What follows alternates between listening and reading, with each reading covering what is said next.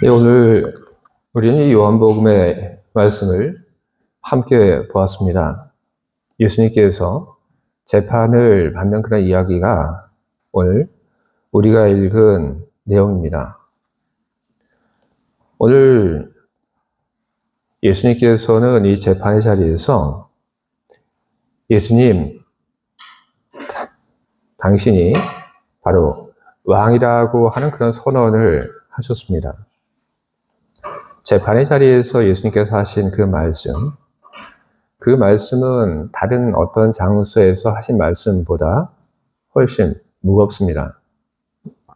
재판의 자리라고 하는 것이 여러분 바로 그런 것입니다. 재판의 자리에서 이야기한 것들, 거기에 대해서는 무한한 책임이 따릅니다.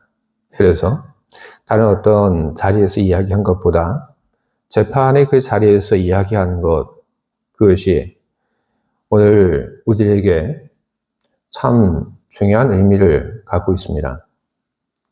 예수님께서 이 재판의 자리에서 나는 왕이다 그렇게 얘기를 하셨는데, 예수님께서는 이전에는 당신 자신을 가리켜서 그런 이야기를 하신 적이 없습니다.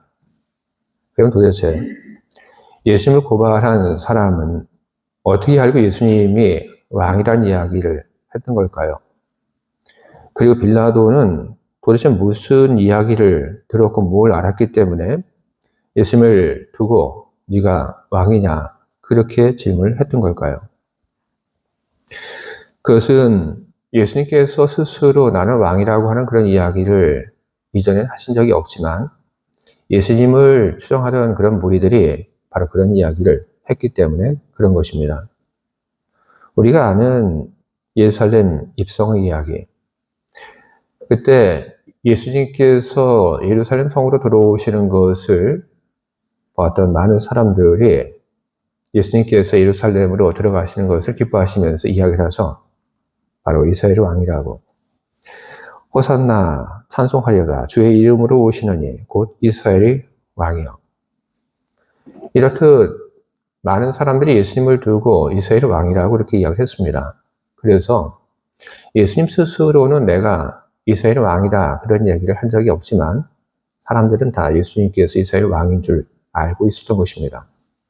적어도 예수님 스스로 그런 얘기를 하지 않았다 할지라도 예수님을 추종하는 무리들이 예수님이 왕이다 이야기하는 것, 그것을 알고도 듣고도 그냥 내버려 둔 것, 그것을 용인하는 것, 바로 그것은 예수님 스스로 왕이라고 얘기한 것과 진배가 없는 것으로 그렇게 보았던 것입니다. 그런데 예수님께서 왕이라고 하는 그런 이야기를 들었던 사람들 중에서 유대교 불수 강사들, 바리새인들, 그리고 제사장들, 그 사람들은 예수님이 왕이라는 그 얘기를 듣고 무척 언짢았습니다. 왕이라고 하는 것은 유대교에서 보게 되면 하나님께서 내는 겁니다. 하나님께서 임명을 하시는 겁니다. 그런데 유대교에 지금 깊이 들어가 있는 사람들, 그런 사람들이 볼 때 예수님이 왕이라고 하는 그런 이야기는 헛소리에 지나지 않았습니다. 이 헛소리하는 사람들, 이 사람들에 대해서 어떻게 처리를 해야 하나? 구약을 보게 되면 레위기 24장 16절에 이런 말씀이 기록되어 있습니다. 여호와 이름을 모독하면 그는 반드시 죽일지니 온 회중이 돌로 그를 칠 것이니라. 거림이든지 본토인이든지 여호와 이름을 모독하면 그를 죽일지니라. 아멘. 바리새인들, 그리고 서기관들, 그리고 또 종교 지도자들, 그들이 볼 때 예수님이 왕이라고 하는 그런 이야기, 그건 헛소리고 그건 신성 모독입니다. 그럼 신성 모독을 한 사람, 그 사람들 모두를 다 처벌할 수 없으니까 신성 모독의 가장 중심에 있었던 예수를 당연히 처벌해야 한다. 그렇게 유대교에 있는 사람들은 생각을 했던 것입니다. 예수를 처벌해야 한다. 그는 신성 모독을 했기 때문에 처벌해야 한다. 그냥 처벌하는 것이 아니라 신성모독에 합당한 사형을 집행해야 한다.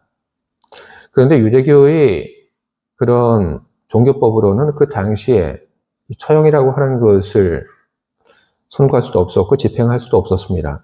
그 당시 그들의 나라는 로마의 식민지였기 때문에 그런 것입니다. 로마가 많은 또 권한을 또 부여를 했지만 그러나 일부 권한에 있어서는 허락을 해주지 않았습니다.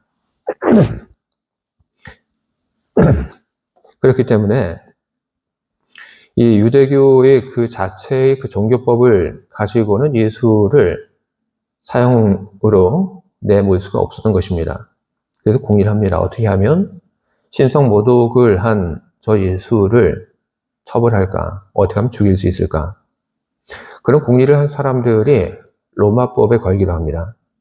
로마법에 걸어서 그래서 예수가 로마법에 의해서 처벌받고 사형이 집행이 되게 되면 결과적으로는 다 똑같은 것이니까 그렇게 하기로 합니다. 그래서 이 유대인들 그들이 예수를 빌라도에게 끌고 옵니다. 그리고 빌라도에게 고발합니다. 바로 이 사람이 행악자입니다. 어떤 죄를 저질렀는지 빌라도에게 다 이야기를 합니다. 고발을 하는 거죠. 도대체 어떤 죄를 저질렀는가? 예수를 끌고 온 그 사람들이 이야기를 합니다. 예수가 유대인 왕이라고 이야기를 합니다.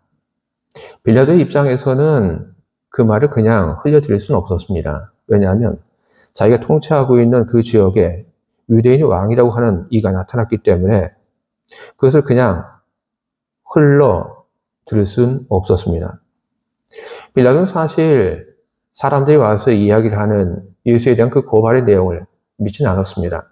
하지만 예수가 유대인이 왕이라고 이야기를 하고 고발을 했기 때문에 그냥 넘어갈 수는 없었습니다. 그래서 이 빌라도가 예수님을 형식적이기는 하지만 신문하게 됩니다.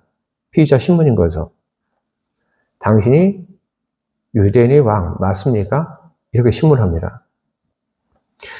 이런 신문을 할 때 빌라도는 당연히 아니라고 하는 그런 대답이 나올 거라고 그는 생각을 했습니다. 그런데 이 피의자 신문을 하는데 예수님께서 이야기를 합니다. 나는 왕이다. 예수님께서 나는 왕이라고 하는 것, 그것은 예수님께서 그 재판장에서 걸어서 나올 수 있는 그 기회를 발로 차버린 겁니다. 예수님께서 그렇게 하셨습니다. 나는 왕이라고 하는 예수님의 그 선언, 고문에 따른 거짓 자백이 아닙니다. 나는 왕이 아니다. 그렇게 이야기를 하면 살아남을 수 있는데, 자기 발로 걸어 나올 수 있는데, 그런 모든 것을 예수님께서는 다 알고 계심에도 불구하고 빌라도에게 나는 왕이다. 그렇게 선언을 하셨습니다. 자기 목숨과 바꾼 선언인 것입니다. 예수님께서는 나는 왕이다. 그렇게 얘기를 하셨습니다. 그러면서 예수님께서는 나의 나라는 이 세상에 속하지 않았다. 얘기를 하십니다. 나의 나라가 이 세상에 속하지 않았다. 이 말은 어떻게도 들리냐 하면 내가 원하는 세상은 이런 것이 아니다. 라는 말로도 그렇게 들립니다. 그 당시 세상, 사람들이 정말 살만한 그런 세상이 되지 못했습니다. 로마가 폭력으로 지배를 했죠. 그리고 로마의 그 폭력에 의해서 지배를 받고 있는 그 이스라엘, 그 안에서 또한 종교가 사람들의 모든 생활을 억압하면서 사람들이 정말로 숨쉬기 어렵게끔 그렇게 만들어갔습니다. 사람들이 살만한 그런 세상 아닙니다. 당시에 참 많은 사람들이 집 없이 떠돌아다니고 먹을 것이 없어서 굶주리고 그리고 누군가는 강도가 되어 다른 사람의 것을 빼앗으면서 생존을 해갔습니다. 예수님께서 바로 그런 세상에 살고 계셨습니다. 예수님께서 그런 세상에 살고 계셨기 때문에 누군가는 이야기를 합니다. 예수님께서 이야기를 하시면 예수님의 나라. 그것은 예수님께서 이런 세상을 원하지 않았고 나는 사람이 정말 살만한 세상을 나는 꿈꾼다. 바로 그런 것이다. 하지만 그렇지는 않습니다. 예수님께서 하신 그 말씀을 우리가 보게 되면 예수님께서는 우리들이 살고 있는 이 세상 속에 새로운 질서를 세우고 그리고 사람들이 살만한 세상을 일구겠다. 그런 뜻으로 내 나라는 여기 있지 않다. 그렇게 얘기를 하신 것이 아닙니다. 예수님께서는 얘기를 분명히 하셨습니다. 내 나라는 여기 있지 않다. 내 나라는 바로 이 세상 밖에 있다.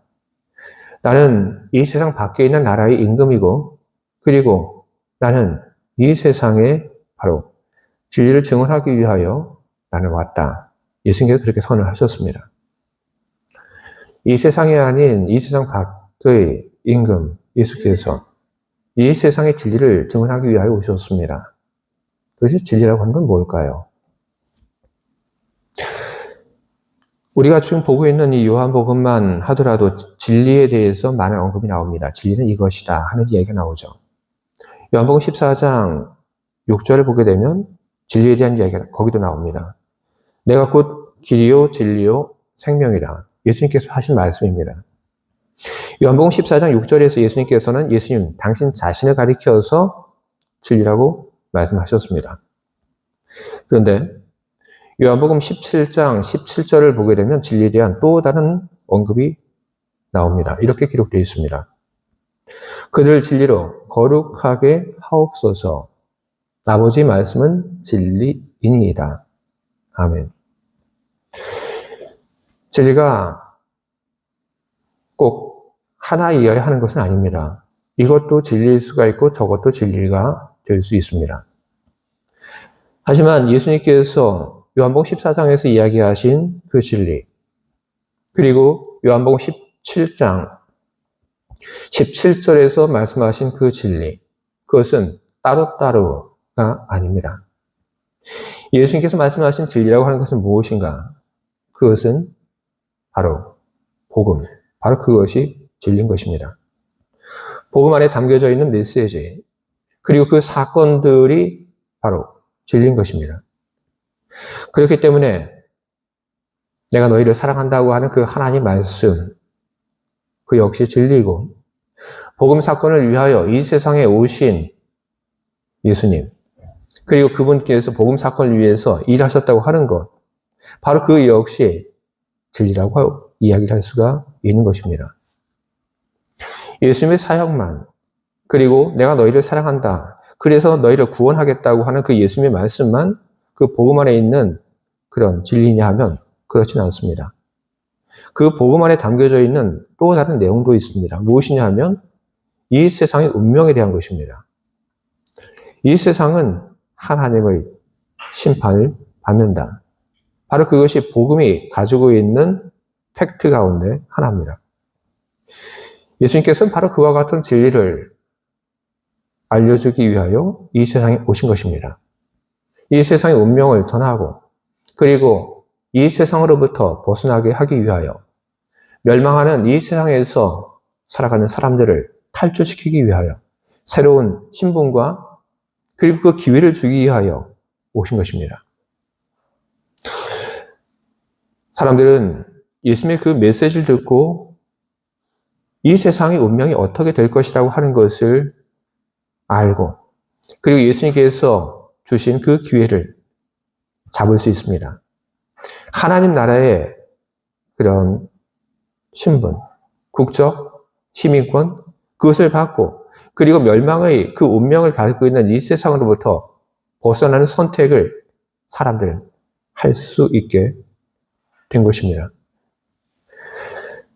우리는 바로 이와 같은 유사한 그런 사건들이 우리가 사는 세상 속에 있다고 하는 것을 우리는 알고 있습니다. 지금도 이 전쟁이 계속되고 있는데, 이 가자 지구, 이곳에서 전쟁이 시작되고, 그리고 한동안 이 가자 지구가 봉쇄가 되었습니다. 그곳에 폭탄이 떨어지고 사람들이 먹을 것도 없고, 그리고 사람들이 그 죽음의 위협 속에서 살아갑니다. 그런데 그 가자 지구가 봉쇄되고, 그 누구도 처음에는 거기에서 떠나는 것이 허락되지 않았습니다. 그러다가 2023년 11월 초에 일부 사람들이 그 가자 지구를 떠나는 것이 허락이 되었습니다. 누가 그 가자 지구를 떠나는 것이 가능했냐 하면 다른 나라의 국적을 가진 사람들, 그 사람들이 그 가자지구에서 그 가자지구 밖으로 나오는 것이 허락이 되었습니다. 그래서 사람들이 그곳을 좀 많이 떠났습니다. 그런데 그 가자지구에서 떠나는 것이 허락이 되어서 그 가자지구에서 나와서 이집트로 나와서 떠난 사람들, 그 사람들이 국적을 보면 그 사람들은 대부분 이중 국적자였습니다. 그곳의 국적도 가지고 있고, 그리고 다른 나라의 그 국적도 가지고 있었기 때문에 다른 나라의 그 국적을 가지고 그들은 떠나는 것이 허락되지 않았던, 폐쇄된 바로 그 땅에서 다른 곳으로 떠날 수 있게 되었던 것입니다. 이것보다 좀 더 오래된 이야기도 있습니다. 과거 독일이 동독과 서독으로 나눠졌을 때, 그때 이 동독에서 서독으로 대략 200명 정도의 사람들을 탈출시킨 그런 사람이 있습니다. 그 사람이 이제 통독되고 난 후에 자기가 했던 이야기를 했는데 참 재밌습니다. 이 사람이 이 동독에서 탈출하려고 하는 사람들을 어떻게 도왔냐 하면, 탈출하겠다 이런 그 결심을 한 사람들에게 지시를 했습니다. 당신 가족들과 함께 이 동독 당국에다가 다른 나라로 휴가 간다고 그렇게 신청을 해라. 그렇게 이야기를 하고 이 불가리아의 소피아까지 비행기를 타고 가게 그렇게 했습니다. 그러면 이 동독을 탈출하고 싶은 사람이 자기 가족들과 함께 여권 가지고 비행기표 가지고 비행기를 타고 소피아까지 갑니다. 소피아까지 딱 도착을 하니까 거기 이 사람들을 기다리고 있는 협력하는 또 다른 사람들이 있었습니다. 탈출을 돕는 그 협력자들은 뭘 갖고 있었냐 하면 가짜 이 서독 여권, 비행기표, 그리고 돈을 준비하고 있었습니다. 그리고 이 불가리아 소피아에 도착한 탈출을 희망하는 사람들에게 그것을 전달했습니다. 그리고 그 다음 뭘 해야 되는지 이야기를 합니다. 불가리아 소피아에서 다시 루마니아까지 비행기를 타고 떠나십시오. 그렇게 이야기했습니다. 그런데 루마니아까지 비행기를 타고 떠나는데 소피아에서 비행기를 탈 때는 어떻게 하냐면 동독 여권을 가지고 들어가십시오. 그리고 그 다음에 루마니아에 딱 내리게 되면 그때는 동독 여권을 쓰지 말고 서독 여권을 가지고 들어가십시오. 그렇게 지시를 했습니다. 그 지시대로 여권을 바꿔치기 위해서 루마니아 입국을 합니다. 그리고 루마니아 입국한 그 다음에 가지고 있는 그 서독 여권을 이용을 해서 다시 비행기를 타고 서독으로 탈출을 할 수 있었습니다. 대략 200명 정도의 사람들이 나라를 옮겨가면서 중간에서 국적을 바꿔치기 위해서 동독을 탈출할 수 있었습니다. 동독을 탈출하려고 했던 사람들, 그 사람들이 받은 그 국적은 가짜지만, 그러나 우리가 예수님께 받은 그 국적, 그것은 진짜입니다. 세상의 운명이 어떻게 될 것이라고 하는 것을 듣고 믿은 우리들, 예수님께서 우리에게 하나님 나라의 그 시민권을 주신다고 하는 것을 믿고, 그리고 예수님을 따르는 우리는 이 세상을 살아가면서 우리는 이중 시민권을 가진 그런 사람들입니다. 우리는 이 땅에서의 시민권을 가지고 있고, 그리고 우리는 하나님 나라에서의 시민권을 가지고 있습니다. 사도 바울도 그 이야기를 합니다. 우리 시민권은 하늘에 있다. 예수님께서는 바로 하나님 나라의 시민권을 우리에게 주기 위하여 이 땅에 오신 것입니다. 예수님께서 바로 이 일을 위하여 오신 것입니다. 왕이 바로 이 일을 위해서 오셨습니다. 말단 책임자가 온 것이 아니라 최고 책임자가 오셨습니다. 그렇기 때문에 예수님께서 하신 그 일이 우리에게는 믿음을 가질 수 있는 말이 되는 것이고, 예수님께서 하신 그 일이 그 누구에 의해서도 취소가 되지 않습니다. 예수님께서 이 땅에 오셨고, 그리고 이 땅의 운명과 그리고 우리의 운명, 그리고 우리가 어떻게 하면 이 멸망의 세계에서 벗어날 수 있는지 이야기하시고 그리고 그 해결책까지도 예수님께서는 우리에게 전해주셨습니다. 예수님께서 그렇게 하신 이유는 무엇입니까? 그 이유는 단 한마디의 말로 설명이 가능합니다. 바로 사랑입니다. 우리를 사랑하기에 그렇기 때문에 예수님께서 이 땅에 오셨고 당신이 가진 모든 것을 주시고 그리고 우리가 하나님 나라에 들어갈 수 있도록 일하시고 그리고 우리와 함께하고 계시는 것입니다. 우리는 주님의 인도함을 받고 있습니다. 우리는 주님에 의하여 보호를 받고 있고 그리고 우리는 우리 삶이 다하는 바로 그 순간, 그날 우리는 하나님의 나라로 우리는 떠나게 될 것입니다. 우리는 주님께 하나님 나라를 약속받은 사람들입니다. 그럼 우리라고 한다면 우리는 어떻게 우리는 이 세상에서의 매일매일을 살아야 하는 것입니까? 하나님 나라의 시민권을 갖고 계신 여러분, 하나님이 사랑하는 여러분, 우리는 주님의 나라에 들어가기까지 우리는 두 가지를 우리는 참 잘해야 합니다. 하나는 순종적인 삶을 살아야 하는 것이고 또 하나는 고백적인 삶을 살아야 하는 것입니다. 우리는 순종적인 삶을 잘 살아야 합니다. 저는 앞서 여러분들에게 동독에서 탈출하기 위하여 여러 나라를 거쳐간 사람들의 이야기를 소개를 했습니다.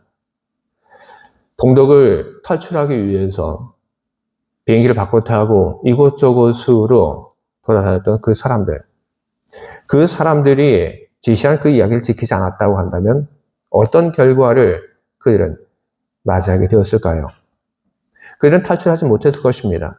그들은 비밀 경찰에 체포가 되어서 더 큰 불이익과 그리고 고난을 당했을 것입니다. 하지만 탈출한 사람들은 그 작은 지시 하나하나도 놓치지 않고 아주 순종적으로 행동을 했습니다. 여러분, 우리의 삶이 바로 그렇게 되어야 하는 것입니다. 예수님께서는 우리들에게 이야기를 하고 계십니다. 우리가 무엇을 해야 할지, 우리가 어떻게 살아야 할지, 주님의 말씀은 우리들에게서 단 한순간도 떨어진 적이 없습니다. 주님의 말씀은 언제나 우리와 함께하고 있고 주님께서는 끊임없이 우리에게 이야기를 하고 계십니다. 우리는 주님의 말씀을 잘 듣고 그리고 우리는 그 어떤 말씀 하나도 우리는 버리는 것이 없이 우리는 모든 말씀에 우리는 순종적인 삶을 살아가야 하는 것입니다. 우리가 물론 처음부터 모든 것을 다 잘할 수는 없습니다. 하지만 우리는 주님의 말씀을 순종하는 그 일에 우리는 목숨을 걸고 우리는 그 일을 해 나가야 할 것입니다. 그러면 우리는 어제보다 오늘 더 순종적인 삶을 살아갈 수 있게 될 것입니다. 언제나 주님의 말씀에 순종적인 삶을 살아가시는 여러분들 그리고 제가 되기를 바랍니다. 또 한 가지 우리들이 해야 할 것, 그것은 고백적인 삶을 우리들이 살아가는 것입니다. 예수님께서는 빌라도의 그 재판의 자리에서 아주 큰 고백을 하셨습니다. 내가 왕이라고 하는 그 고백을 하셨습니다. 내가 이 세상이 아닌 저 위에 있는 하나님 나라의 왕이라고 하는 것을 그분께서는 숨기지 않고 고백을 하셨습니다. 그렇게 함으로 말미암아 생기는 그 불이익이 무엇인지 알고 있음에도 불구하고 예수님께서는 바로 심판의 그 자리에서 재판의 그 자리에서 내가 누구다라고 하는 그런 고백을 예수님께서는 하셨습니다. 예수님께서는 바로 그런 모습을 우리에게 보여주셨습니다. 우리는 그 모습을 우리는 기억하고 우리 역시 이 세상을 살아가면서 예수님처럼 고백적인 삶을 살아야 할 것입니다. 여러분과 제가 누구입니까? 우리는 하나님의 사람입니다. 우리는 그리스도인들입니다. 우리가 어디에 있든지 내가 누구인지를 숨기는 그 일을 여러분 하지 마시기 바랍니다. 주님이 하신 일들을 고백하는 그런 사람들이 되시기 바랍니다. 내가 어떤 삶을 살았는데 근데 주님께서 오셔서 나의 삶을 어떻게 바꿔놓으셨다라고 하는 그런 고백을 하는 그런 우리가 되길 바랍니다. 오늘의 나의 삶에, 어제의 나의 삶에 주님께서 오셔서 어떤 영향을 미치셨는지, 그래서 내가 어떻게 달라지게 되었는지, 바로 그런 이야기들이 바로 우리의 이야기가 되어야 할 것입니다. 주의 사랑하는 교회 여러분, 사순절을 보내며 주님께서 이 땅에 오신 그 이유를 다시 한번 확실히 여러분의 그 가슴 속에 새기시기를 바랍니다. 주님의 사랑을 여러분 마음속에 다시금 새기시기 바랍니다. 주님의 헌신을 여러분 기억하시기 바랍니다. 그리고 주님께서 우리 왕이라고 하는 것을 고백하며 주님의 말씀에 더욱 순종하는 삶을 살겠다고, 그리고 더욱 주님께서 하신 일들을 고백하는 그런 삶을 살겠다고 결단하는 그런 사순절, 그런 삶을 살아가시는 여러분들 모두가 다 되시기를 주님의 이름으로 축원을 드립니다. 아멘. 함께 기도하겠습니다.